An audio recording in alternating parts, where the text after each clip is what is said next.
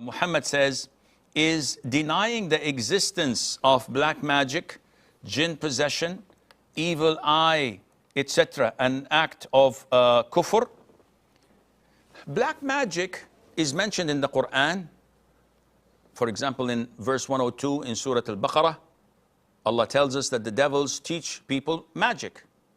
It's mentioned that Prophet Musa saw things that were not real, peace be upon him, from the magic of the sorcerers.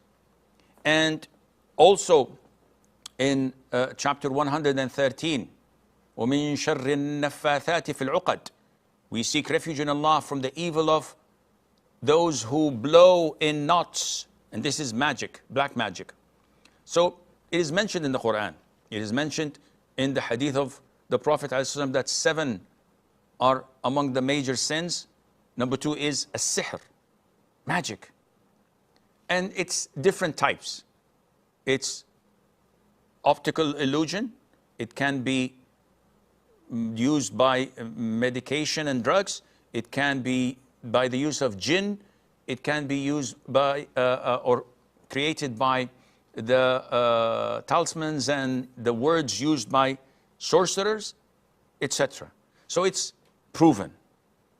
And no one denied it except Al-Mu'tazila and Al-Qadariyya and some scholars of Islam, which prevented the majority of taking them out of the fold of Islam.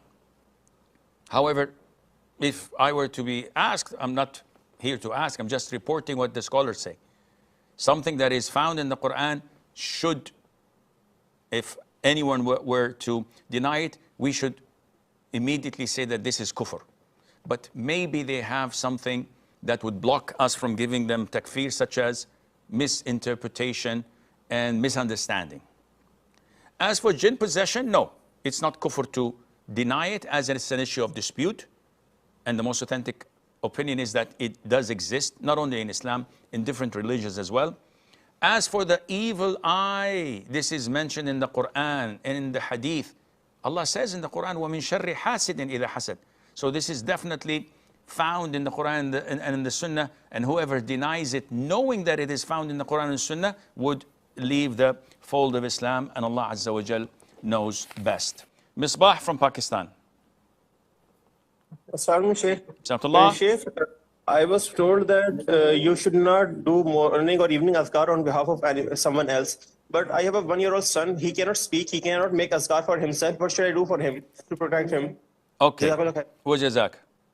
We always mention what Sheikh Ibn Uthaymeen, may Allah have mercy on his soul, used to advise. And he says that there is a particular dhikr in the morning and in the evening.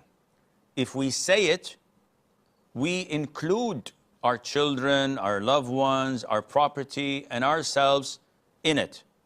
And this goes like this: Allahumma inni as'aluka al-afiyata fi ad-dunya wal-akhirah.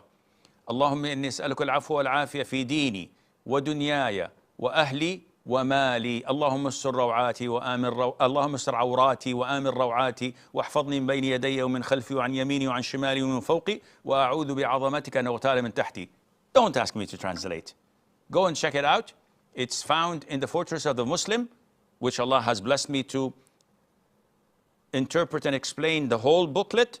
It's found on YouTube, alhamdulillah. And I think we've aired it here on Zad and also on Huda TV. And it's found on Islam Q&A. You can find the translation without any problem. It begins with, Allahumma inni as'aluka al-afiyata fi dunya wal-akhirah. Within it, you say, Allahumma as'aluka al-afiyah fi dini. Oh, Allah, I ask you for pardoning and good health and safekeeping in my religion, in my world, in this life, in my family, and this includes your children, and in my wealth. These 4 things. So Sheikh Ibn Uthaymeen says, this is part of the authentic adhkar of the morning and evening. If you say it in the morning and the evening, your children are protected with the grace of Allah.